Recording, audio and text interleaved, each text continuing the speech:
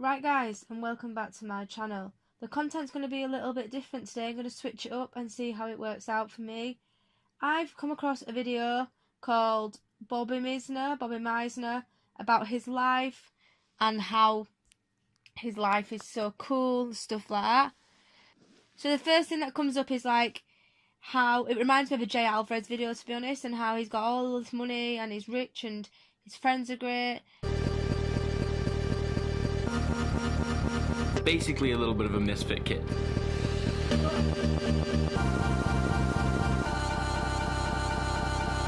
A kid who has everything.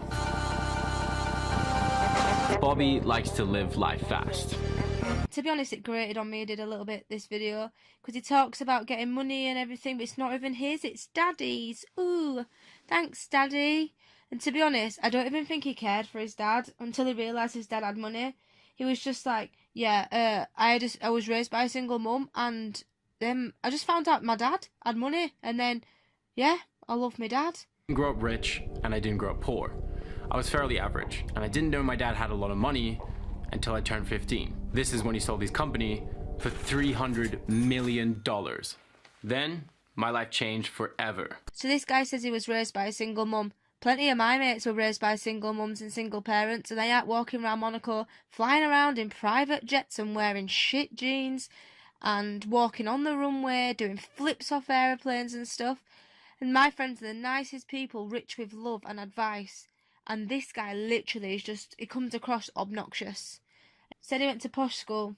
If I was going to survive in this world, I needed two things. 1, discipline. 2, friends in high places. So I was sent to one of the world's most elite boarding schools called Millfield.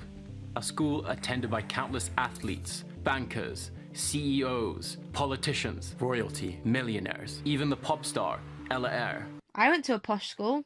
Had nuns walking around, Catholic all-girls school, monks walking around with prayer cards in their hands, and all I'm doing is running around the back of the bike sheds with my mates so they could have a fag at dinner. He calls himself a misfit.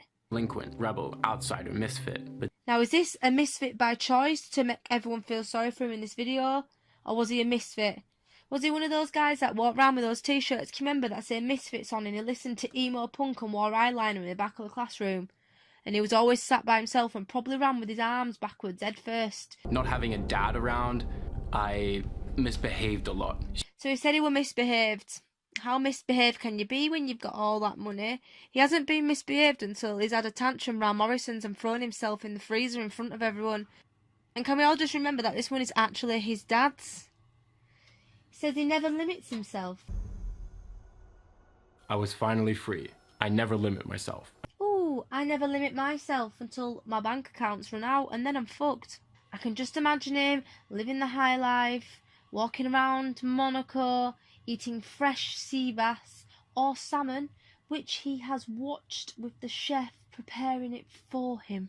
I lived off chips, turkey jetters and beans, and I was lucky to get a cheeky Maggie's as a treat at the end of the week, and I was grateful. It was fantastic. Making memories with my friends were where they knocked on my door and we'd go out and we'd chill in the field on a hot day playing football or possibly playing knock-a-door-run and running away from everyone. They're the memories I have, not jetting off round the country, having a private jet and a house in London and 600 houses in Monaco. We can't all have the high life. I mean, he could have portrayed himself a little bit better. If he's gone from nothing to something, he could have showed it a little bit better. Honestly, if you want to channel your anger somewhere, go to this kid's video. Honestly, I thought he was going to rescue himself at one point, and then he never did, and he was just being obnoxious and naming everything that he owned. Look, if we're going to be like that, I own a fake Gucci bag, I own a bin from B&M, and I've got some ripped jeans on the floor that I did myself. Anyway guys, if you like this kind of video, just write in the comments, maybe I could do something more like this. If you aren't a subscriber of mine, please do subscribe, leave a cheeky like, and I'll see you next time.